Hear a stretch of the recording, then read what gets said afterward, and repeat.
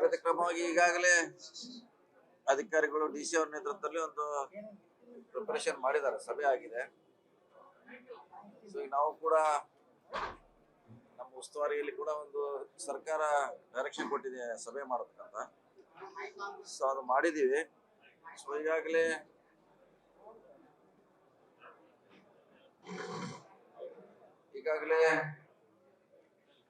ನಮ್ಮ ಸಮ್ಮುಖದಲ್ಲಿ ಬಹಳಷ್ಟು ವಿಚಾರಗಳು ಚರ್ಚೆ ಮಾಡಿದೀವಿ. ಅಂತ ಆತಂಕ ಪಡುವಂತ ಸಮಸ್ಯೆ ನಮ್ಮ ಜಿಲ್ಲೆಯಲ್ಲಿ ಈಗ ಕುಡಿ ನೀರು ಕೂಡ 2 ತಿಂಗಳವರೆಗೆ ಮುಂಚೆನೆ ನಾವು ಡ್ಯಾಮ್ ನಲ್ಲಿ ಸ್ಟಾಕ್ ಮಾಡಿ ಇಟ್ಟಿದ್ದೇವೆ. ಮತ್ತೆ ಇವತ್ತಿಂದ ನೀರು ಬರ್ಲಿಕ್ಕೆ ಡ್ಯಾಮ್ಗೆ ಪ್ರಾರಂಭ ಆಗಿದೆ. ಸೊ ನಾಳೆ ಇನ್ನೂ ಹೆಚ್ಚಾಗಬಹುದು, ನಾಳೆ ಇನ್ನೂ ಹೆಚ್ಚಾಗಬಹುದು. ಬಹುಶಃ ನಮ್ಗೆ ಏನು ಆತಂಕ ಇತ್ತು ಮಳೆ ಆಗ್ತಿಲ್ಲ ನೀರು ಬರ್ತಾರ ಡ್ಯಾಮ್ಗೆ ಅಂತ, ಅದು ಇವತ್ತಿಂದ ನಮ್ಮೆಲ್ಲ ಆ ಭಯದಿಂದ ಮುಕ್ತ ಮಾಡಿದೆ. ಬಹುಶಃ ಒಂದು ವಾರ ಮಳೆ ಆದ್ರೂ ಕೂಡ 4-5 ತಿಂಗಳಿಗೆ ಬೇಕಾಗುವಷ್ಟು ನೀರು ಸಂಗ್ರಹಣೆ ಆಗುತ್ತೆ, 5 ಡೇಸ್. ಸೊ ಹೆಚ್ಚಾದ್ರೆ ಅದು ಆಟೋಮೆಟಿಕ್ ಆಗಿ ನಮ್ಗೆ ಅನುಕೂಲ ಆಗಿದೆ. ಈಗಂತ ಸದ್ಯಕ್ಕಂತಿ ನಾವು ಆತಂಕ ಪಡ್ತಾ ಇದೀವಿ ಮಳೆ ಆಗಿದ್ರೆ ಹೆಂಗೆ ಅಂತ, ಅದು ದೂರ ಆಗಿದೆ. ಮತ್ತು ನಿನ್ನೆ ಇವತ್ತಿಂದ ಮುಗಿಸಿದ ಮಳೆ ಚೆನ್ನಾಗಾಗ್ತದೆ, ಇನ್ನೂ 3-4 ದಿವಸ ಮಳೆ ಆಗುವಂತ ಒಂದು ನಿರೀಕ್ಷೆ ಇದೆ. ಇಷ್ಟಾದ್ರೆ ಸದ್ಯದ ಏನು ಸಮಸ್ಯೆಯಿಂದ ನಾವು ಪಾರ ಆಗ್ತೀವಿ. ಮತ್ತು ಅಧಿಕಾರಿಗಳು ಕೂಡ ಕಾರ್ಪೊರೇಷನ್ ಇರಬಹುದು, ನಗರಸಭೆ, ಪಟ್ಟಣ ಪಂಚಾಯತಿ, ಗ್ರಾಮ ಪಂಚಾಯತಿ, ಸೊ ಎಲ್ಲಿಯೂ ಕೂಡ ಬಹಳ ಗ್ರಾಮ ಪಂಚಾಯತಿಗಳಲ್ಲಿ ಒಂದು 10 ಕಡೆ ಮಾತ್ರ ನೀರಿನ ಸಮಸ್ಯೆ ಇದೆ. ಸೊ ಬೇರೆ ಕಡೆ ಈಗ ರಾಕಸ್ಕರ್ ಕೂಡ ನೀರು ಬರ್ಲಿಕ್ಕೆ ಶುರು ಆಗಿದೆ. ಒಂದು ವಾರದಲ್ಲಿ ಕೂಡ ಅದು ಫುಲ್ ಆದ್ರೆ ಏನು ಶಾರ್ಟೇಜ್ ಇತ್ತು ಬೆಳಗಾವಿ ಸಿಟಿಗೆ, ಅದು ಕೂಡ ಸಂಪೂರ್ಣವಾಗಿ ಸಪ್ಲೈ ಮಾಡ್ಲಿಕ್ಕೆ ಅನುಕೂಲ ಆಗ್ತದೆ. ಸೊ ಬಿತ್ತನೆ ಅಂತ ಈಗಾಗಲೇ ಸುಮಾರು ಹೆಚ್ಚಿನ ಸಂಖ್ಯೆಯಲ್ಲಿ ಬಿತ್ತನೆ ಆಗಿದೆ. ಸೊ ಮಳೆಯಿಂದ ಬಹುಶಃ ಎಲ್ಲದಕ್ಕೂ ಅನುಕೂಲ ಆಗ್ತದೆ. ಸೊ ಒಟ್ಟಾರೆ ಅಂತದ್ದು ಏನು ಆತಂಕ ಪಡುವಂತ ಜನರು ರೈತರು ಅವಶ್ಯಕತೆ ಇಲ್ಲ, ಮಳೆ ಆಗ್ತದೆ. ಇನ್ನು ಮುಂದೆ ಕೂಡ ಕೃಷ್ಣ ಇರ್ಬೋದು, ಹಿರಣ್ಯಕೇಶಿ, ಮಲಪ್ರಭಾ, ಘಟಪ್ರಭಾ, ಮಾರ್ಕಂಡೆ 5 ನದಿಗೆ ನಾವು ಏನ್ ನಿರೀಕ್ಷೆ ಮಾಡಿದ ನೀರಿಗೆ ಬರ್ತಾ ಇದೆ. ನಾಳೆ ಕೂಡ ಇನ್ನು ಹೆಚ್ಚಾಗುವ ನಿರೀಕ್ಷೆಯಲ್ಲಿದ್ದೆವು. ಮುಂಗಾರು ಬಿತ್ತನೆ ಮಾಡಿದ ಕಡೆಗಳಲ್ಲಿ ಅದು ಬತ್ತಿ ಹೋಗುವಂತ ಆತಂಕ ಇದೆ. ಆ ಕುರಿತಂತೆ ಎಷ್ಟು ಏನು ಎಂತ ಅಂತೇಳಿ ಏನಾದ್ರು ಮಾಹಿತಿ ಇಲ್ಲ? ಈಗ ಮಳೆ ಆಗೋದ್ರಿಂದ ಆತಂಕ ದೂರ ಆಯ್ತಲ್ಲ. ಈಗ ಅದು ಕೂಡ ಆತಂಕ ಬೈಲೊಂಗಲ, ಸೌದತ್ತಿ ಆ ಭಾಗದಲ್ಲಿ ಇನ್ನೂ ರಾಮದುರ್ಗ ಕಡೆ ಮಳೆ ಇಲ್ಲ. ಮಳೆ ಆಗ್ತಾ ಇದೆ, ಅಲ್ಲಿ ಜೋರಿಲ್ಲ, ಅದು ಕಡಿಮೆ ಮಟ್ಟದಲ್ಲಿ ಆಗ್ತಾ ಇದೆ. ಸೊ ಇದು ಇನ್ನು ಮುಂದೆ 5 ವರ್ಷ ಮುಂದೆ 5 ದಿವಸ ಬರ್ತಾ ಇದೆ. ಸೊ ಆದ್ರ ಆತಂಕ ಆಗಲ್ಲ. ಒಂದ್ ವೇಳೆ ಹಂಗೇನಾರ ಬೆಳೆ ವಿಫಲ ಆದ್ರೆ ಅದ್ರ ಬಗ್ಗೆ ಸುಮಾರು ನಮ್ಮಲ್ಲಿ ಎಲ್ಲ ನಿರೀಕ್ಷೆ ಮೀರಿ ಹೆಚ್ಚು ಕಮ್ಮಿ ಗುರಿಯನ್ನು ಮುಟ್ಟಿದೀವಿ. ಸೊ ಮಳೆ ಎಲ್ಲಿ ಆಗಿದೆ ಅಲ್ಲೆಲ್ಲ ಅಲ್ಲಿ ಏನು ಸಮಸ್ಯೆ ಇಲ್ಲ. ಆಗದೆ ಹೇಳೋದು ಅದು ನಮ್ಮ ರಾಮದುರ್ಗ ಇರ್ಬೋದು, ಕೆಳಗಡೆ ಪ್ರದೇಶ ಯಾವ್ದಾದ್ರು ಮಳೆ ಆಗಿದ್ರೆ ಅದಕ್ಕೆ ಮುಂದೆ ಏನ್ ಮಾಡಬೇಕು ಸರ್ಕಾರ ಮಟ್ಟದಲ್ಲಿ ಚರ್ಚೆ ಮಾಡಿ ಅವ್ರಿಗೆ ಅನುಕೂಲ ಮಾಡುವಂತ ಪ್ರಯತ್ನ ಮಾಡ್ತಾರೆ.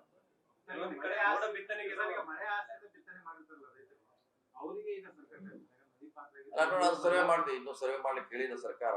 ಒಂದ್ ವೇಳೆ ಬಿತ್ತಿದ್ರೆ ಅದು ಬೆಳೆ ಬರದೆ ವಿಫಲ ಆದ್ರೆ ಅದನ್ನು ಸೆಪರೇಟ್ ಆಗಿ ಸರ್ವೆ ಮಾಡಿ, ಇಂದು ಕೂಡ ಸರ್ವೆ ಮಾಡಿದ್ವಿ, ಇದೇನು ಹೊಸದಲ್ಲ. ಅವ್ರಿಗೆ ಏನು ಸರ್ಕಾರದ ಸಿಗ್ಬೇಕಂತ ಸವಲತ್ತುಗಳು ಯಾಕಂದ್ರೆ ಇನ್ನೂ ಆ ಪ್ರಶ್ನೆ ಬಂದಿಲ್ಲ. ಈ ಮಳೆಯಲ್ಲಿ ಕೂಡ ಅದು ಬೇಕಾದ್ರೆ ಖಂಡಿತವಾಗಿ ಡೈರೆಕ್ಷನ್ ಕೊಡ್ತೀವಿ ಅದಕ್ಕೆ ಸರ್ವೆ ಮಾಡ್ಲಿಕ್ಕೆ. 29 ಇದೆ. ಆದ್ರೆ ಈ ತರ ಮಳೆ ಆದ್ರೆ 3-4 ದಿವಸಲ್ಲೇ 0 ಬರ್ತದೆ. ಇಲ್ಲಿವರೆಗೆ 29% ಕಡಿಮೆ ಇದೆ. ಇದೇ ರೀತಿ 3-4 ದಿವಸ ಮಳೆ ಆದ್ರೆ ಸೊ ನಮ್ಮ ಕೊರತೆ ಕೂಡ ಬೆಳಗಾವಿ ನಗರದಲ್ಲಿ ಕೂಡ ಮಳೆ ನಿನ್ನೆಯಿಂದ ಸಾಕಷ್ಟು ಆಗ್ತಾ ಇದೆ. ಆದ್ರೆ ಈಗ ಕೆಲವೊಂದಿಷ್ಟು ನೀರಿನ ಸಲುವಾಗಿ ರಸ್ತೆಗಳನ್ನ ಅಗಲ ತೆಗೆದುಬಿಟ್ಟಿದ್ದಾರೆ. ಅಲ್ಲೆಲ್ಲ ಈಗ ನೀರು ನಿಂತ್ಕೊಂಡು ಸಾಕಷ್ಟು ಸಮಸ್ಯೆಗಳಾಗ್ತಾ ಇದಾವೆ. ಇಲ್ಲ ಮಾಡಿದಾರೆ. ಅದು L&T ಸುಮಾರು ದಿವಸದಿಂದ ಅವ್ರದೇ ಸಮಸ್ಯೆ ಇದೆ. L&T ಕಂಪನಿ ಅವರು ಸೊ ಸುಮಾರು ಸಾರಿ ಸಭೆ ಶಾಸಕರು ಮಾಡಿದ್ದಾರೆ, DC ಅವರು ಮಾಡಿದ್ದಾರೆ, ಕಾರ್ಪೊರೇಷನ್ ಕಮಿಷನರ್ ಮಾಡಿದ್ದಾರೆ, ಹಿಂದೆ ನಾನು ಕೂಡ ಮಾಡಿದ್ದೇನೆ. ಅದನ್ನ ಇನ್ನೂ ಪರಿಹಾರ ಮಾಡ್ಲಿಕ್ಕೆ ಆಗಿಲ್ಲ. ಆದಷ್ಟು ಬೇಗ ಮಾಡ್ಲಿಕ್ಕೆ ಅದನ್ನ ಇಲ್ಲ. ಅವ್ರು ಒಂದು ಯಾರು ಕಡಿಮೆ ಹಾಕ್ತಿವಿ, ಯಾಕಂದ್ರೆ ಸುಮಾರು 4-5 ವರ್ಷದಿಂದ ಮಾಡ್ತಿದ್ದಾರೆ ಅವ್ರು. ಈಗ ಮಳೆ ಆಗ್ತಾ ಇದೆ, ಕಿತ್ತೂರು, ಬೈಲಹೊಂಗಲ, ಖಾನಾಪುರ ಬಹುತೇಕ ರಸ್ತೆಗಳೇ ಸರಿಯಾಗಿಲ್ಲ, ಎಲ್ಲ ಕೆಸರುಮಯ ಇರುವಂತದ್ದು. ಹಾಗಾಗಿ ಅಲ್ಲಿ ಏನ್ ಮಾಡ್ತಾರೆ ಅಂತ ನೋಡೋಣ. ಎಲ್ಲೆಲ್ಲಿ ಅತ್ಯಂತ ಕೆಟ್ಟದ್ರೆ ಅದು ಮೋಟರೇಬಲ್ ಮಾಡ್ತೀವಿ. ಈಗ ಮಳೆಗಾಲದಂತೆ ಟೆಂಪರರಿ ಪೀರಿಯಡ್ ಮಾತ್ರ ಮಾಡ್ಲಿಕ್ಕೆ ನಮ್ಗೆ ಅವಕಾಶ ಇದೆ. ಸೊ ಡಿಸೆಂಬರ್ ನಲ್ಲಿ ಮತ್ತೆ ಅದನ್ನ ಹೊಸದಾಗಿ ರಸ್ತೆ ಮಾಡ್ಲಿಕ್ಕೆ ನಾವು ಪ್ಲಾನ್ ಹಾಕೊಳ್ತೀವಿ. ಬೆಳಗಾವಿ ಜಿಲ್ಲೆಗೆ ಇನ್ನು ಮೋಡ ಬಿತ್ತನೆ ಮಾಡುವಂತ ಪರಿಸ್ಥಿತಿ ನಿರ್ಮಾಣ ಆಗಿಲ್ಲ ಅಂತ ನೋಡೋಣ. ನಿನ್ನೆ ಹಾವೇರಿಯಲ್ಲಿ ನಮ್ಮ ಶಾಸಕರು ಪ್ರಕಾಶ್ ಕೋಳಿವಾಡ ಅವರು ಲಾಸ್ಟ್ ಟೈಮ್ ಮಾಡಿದ್ರು. ನಮ್ಮ ಜಿಲ್ಲೆಯಲ್ಲಿ ಕೂಡ ಅವ್ರದೇ ಒಂದು ಏರ್ಕ್ರಾಫ್ಟ್ ಮಾಡಿದ್ವಿ. ಈಗ ನಾಳೆಯಿಂದ ಬಹುಶಃ ಹಾವೇರಿಯಲ್ಲಿ ಪ್ರಾರಂಭ ಮಾಡ್ತಾರೆ. ನಮಗೂ ಅವಶ್ಯ ಇದ್ರೆ ಬೇಕಾದ್ರೆ ನಾವು ಕಳೆದ ಸರಿ ಯಾವ ರೀತಿ ಮಾಡಿದ್ವಿ ಅದೇ ರೀತಿ ಮಾಡ್ಲಿಕ್ಕೆ ಪ್ರಯತ್ನ ಮಾಡ್ತೀವಿ.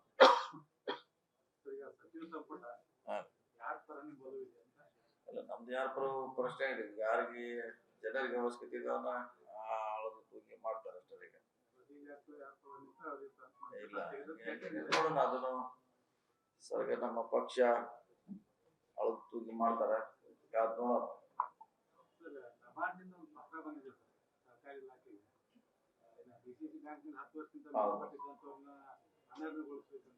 ಬಂದಿದೆ, ನಮ್ಮಲ್ಲಿ ಬಂದಿದೆ, ಎಲ್ಲ ಕಡೆ ಬಂದಿದೆ. ಅದು ನೋಡ್ಬೇಕು, ಅದು ಸರ್ಕಾರದಲ್ಲಿ ಡಿಸಿಷನ್ ತಗೋಬೇಕು. ಆ ಬೀದಿ ಬದಿ ವ್ಯಾಪಾರಸ್ಥರಿಗೆ ಏಕಾಏಕಿ ಕಾರ್ಪೊರೇಷನ್ ಅಧಿಕಾರಿಗಳು ಒಂದು ಯಾವ್ದು ನೋಟಿಸ್ ಕೊಡದೇ ಏನ್ ಅವ್ರು ದಿನನಿತ್ಯ ಏನು ಅದ್ರದ್ದೇ ನಂಬ್ಕೊಂಡ್ ಜೀವನ ಮಾಡ್ತಿರ್ತಾರೆ, ಆ ಏನ್ ಅಂಗಡಿ ಇಟ್ಕೊಂಡಿರ್ತಾರೆ ಅದನ್ನೇ ಜೊತೆ ಮಾಡಿ ನೋಡ್ಬೇಕಾದ ಆಗಿದ್ದವ್ರು ಮಾಡ್ತಾ ಇರೋದು ಸುಪ್ರೀಂ ಕೋರ್ಟ್ ಆದೇಶ ಮೇಲೆ ಬೆಂಗಳೂರಲ್ಲಿ ಮಾಡ್ತಿದ್ದಾರೆ.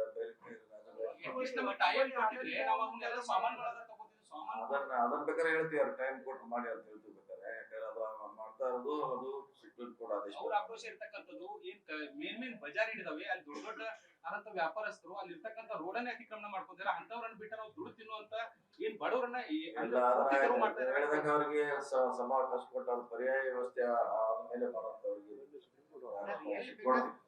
ಎಲ್ಲಿ ಬೇಕಾದಲ್ಲಿ ಕಾರ್ ಪಾರ್ಕಿಂಗ್ ಆಗ್ತದೆ, ಗಾಡಿ ಟೂ ವೀಲರ್ ಪಾರ್ಕಿಂಗ್ ಆಗ್ತದೆ, ಒಂದು ಸಂಚಾರ ವ್ಯವಸ್ಥೆ ಈ ಉತ್ಪಾದಕರು ಕಾರ್ಯಾಚರಣೆ ಬೆಂಗಳೂರು ಮಾದರಿಯಲ್ಲಿ ಬೆಳಗಾವಿಯಲ್ಲಿ ಏನಾದ್ರು ನಡೆಸಲಿಕ್ಕೆ ಏನಾದ್ರು ಪ್ಲಾನ್ ಮಾಡ್ಕೊಂಡಿದ್ದಾರೆ ಸರ್? ಅಲ್ಲ, ಈಗಾಗಲೇ ಅದು ಮಾಡಿದ್ದ ಬೇಸ್ ಮ್ಯಾಗ ಮೊನ್ನೆ ಮಾಡಿದ್ವಿ, ಒಳಗಾವದಲ್ಲಿ ಇಲ್ಲೇ ಮಾಡಿದಾರೆ ಫಸ್ಟ್. ಅದು ಮಾಡಿದ್ದು ಅದು ಸುಪ್ರೀಂ ಕೋರ್ಟ್ ಆದೇಶ ಮೇಲೆ ಮಾಡಿದ್ದು, ಸ್ವಂತ ಮಾಡಿದ್ದಾರೆ. ಈಗ ಮೊನ್ನೆ ಬರ್ಮಾರೆಡ್ಡಿ ಗ್ರಾಮದಲ್ಲಿ ಮನೆ ಮೇಲೆ ಅಟ್ಯಾಕ್ ಆಯ್ತು. ನಾವು ಜಗಳ ಮಾಡೋರಿಗೆ ಹೇಳೋದು ಕೂಡ ಅವರವರ ಸಂಬಂಧಿಕರ ಮನೆ ಮೇಲೆ ಹೋಗಿ ಆ ಮಟ್ಟಿಗೆ ಅಟ್ಟಹಾಸ ನಡೆಯುವಂತದ್ರ ಮಟ್ಟಿಗೆ ಹೋಗ್ತಾ ಇದೆ. ನಮ್ಮ ಸಂಬಂಧಿಕರು ಹೆಚ್ಚು ಬಡದಾಡಿದ್ದಾರೆ ಅಷ್ಟೇ.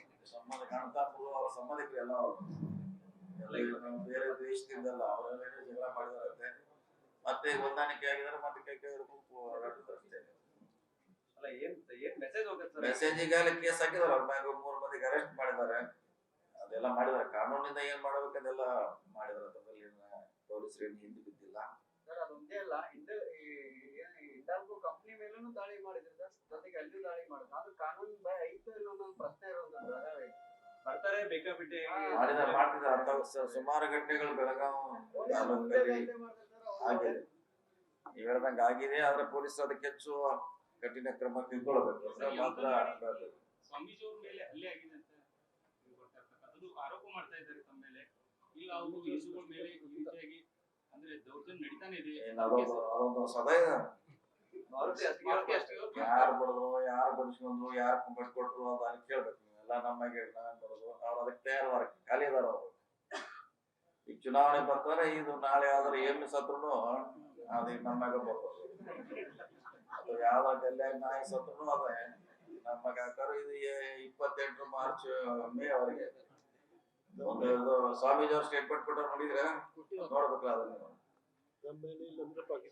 ಅವರು ದೊಡ್ಡ ಸ್ಥಾನದಲ್ಲಿ ಹೋಗಿ ಅವ್ರವ್ರು ಜಗಳ ಹಿಡಿದಾರ, ಏನೋ ಆಗಿದೆ, ಅವ್ರು ಬಿಡೋಣ ನಾವು ಹೇಳಿದಾರೆ. ನಮಗೂ ಗೊತ್ತಿಲ್ಲ ಜಗಳ ಆಗಿದ್ದು, ಅದು ಯಾವ್ದು ಗೊತ್ತಿಲ್ಲ. ಸ್ವಾಮೀಜಿ ಅವರ ಮಧ್ಯಸ್ಥಿಕೆಯ ಕಮಿಟಿ ಅವರ ಕೂಡಿನ ಮುಗಿಸುವಂತ ಪ್ರಯತ್ನ ಮಾಡಿದ್ರೆ ನಮಗೇನದು ಸಂಬಂಧಪಟ್ಟ ವಿಷಯ ಅಲ್ಲ. ಈಗ ಜೈ ಕಿಸಾನ್ ಮಾರ್ಕೆಟ್ ಸಂಬಂಧಪಟ್ಟಂಗೆ ಎಪಿಎಂಸಿಯಲ್ಲಿ ಮಳೆಗಾಲ ಸ್ಟಾರ್ಟ್ ಆಗಿದೆ, ಸಾಕಷ್ಟು ತೊಂದರೆ ಆಗ್ತಾ ಇದೆ ಅನ್ನುವಂಥದ್ದು ನೋಡ್ಬೇಕಾದ್ರ ಯಾಕೆ ಬಗೆಹರಿತಾ ಇಲ್ಲ? ಬಗೆಹರಿದ ಏನ್ ಸಮಸ್ಯೆ? ಟೆಂಡರ್ ಕರೆದಾರೆ, ಮತ್ತೆ ಹೊಸದು ಟೆಂಡರ್ ಕರೆದು ಮತ್ತೆ ಅವರು ಖಾಲಿ ಇದೆ ಸುಮಾರು 70 ಶಾಪ್. ಅಲ್ಲಿ ಹೋಗಿ ಅವರು ಮತ್ತೆ ಶೆಲ್ಟರ್ ಹೊಡಿಬೇಕು. ಸೌಕರ್ಯನೇ ಕೊಟ್ಟಿಲ್ಲ, ನಾವ್ ಹೆಂಗ್ ಹೋಗೋಣ ಅಂತ ಸರ್. ಸೌಕರ್ಯನೇ ಇಲ್ಲ, ಮೂಲಭೂತ ಸೌಕರ್ಯಗಳಿಲ್ಲ. ಅಂಗಡಿ ಇದೆಲ್ಲ, ಅಂಗಡಿ ಅಷ್ಟೇ ಅದೇ ಸರ್. ಸರ್ಕಾರ ಎಲ್ಲ ಕೊಳತು ಹೋಗ್ತಾ ಇದೆ ಅಂತ. ಅಂಗಡಿನ ಅದೇ, ಈಗ ಅವ್ರು ಹೊರಗೆ ಕುಡಿಸಿದ್ರು ಟೆಂಪರರಿ, ಅದು ಕಾನೂನಲ್ಲಿ ಅವಕಾಶ ಇಲ್ಲ. ನಾನು ಈ ದೃಷ್ಟಿಯಿಂದ ಕೊಟ್ಟಿದ್ವಿ. ಈಗ 70 ಅಂಗಡಿಗೆ ನಾವು ಆಕ್ಷನ್ ಮಾಡ್ತಾ ಇದೀವಿ, 1 ವರ್ಷ ಮಾಡಿರ್ಬೋದು, ಅಲ್ಲಿ ಅವ್ರಿಗೆ ಹೋಗ್ಲಿಕ್ಕೆ ಅವಕಾಶ ಇದೆ. ಸೊ ಅದಕ್ಕೆ ಅಷ್ಟು ಮಾತ್ರ ನಮ್ಗೆ ಹೆಲ್ಪ್ ಮಾಡೋದಕ್ಕಿಂತ ಅಷ್ಟು ಮಾಡಿ. ಸರ್ ಈಗ ಒಂದ್ ಕಡೆ ಬರ ಇನ್ನೊಂದ್ ಕಡೆ ನೆರೆ ಆಗುವಂತ ಸಾಧ್ಯತೆ ಇದೆ.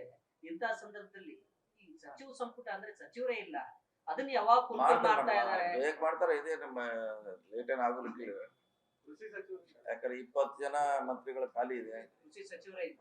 ಇಂತ ಈ ಸಂದರ್ಭದಲ್ಲಿ ಅವಶ್ಯಕತೆ ಇದೆ, ಮಾಡ್ತಾರ. ಆದಷ್ಟು ಬೇಗ ಖಂಡಿತ ಬೇಗ ಮಾಡ್ತಾರೆ. ಏನ್ ಡೇಟ್ ಏನ್ರಿ ತಮ್ಗೇನ್ರಿ ಗೊತ್ತಿಲ್ಲ? ಡೇಟ್ ಗೊತ್ತಿಲ್ಲ, ಆದಷ್ಟು ಬೇಗ ಮಾಡ್ತಾರ ಅಂತ ಆಶಯ ಇದೆ. ಬೇಗ ಮಾಡ್ತಾರೆ. ಈಗ ಒಂದು ಹೇಳಿಕೆ ಸಾಕಷ್ಟು ವೈರಲ್ ಆಗ್ತದೆ. ರಮೇಶ್ ಸಚಿವರು ನಾವು ನಾಗರಾಮ್ ಇದ್ದಂತೆ ನೀವು ಮತ್ತೆ ಅಲ್ಲೇ ಬೇರೆ ಇಲ್ಲ ನಿಮ್ಗೆ,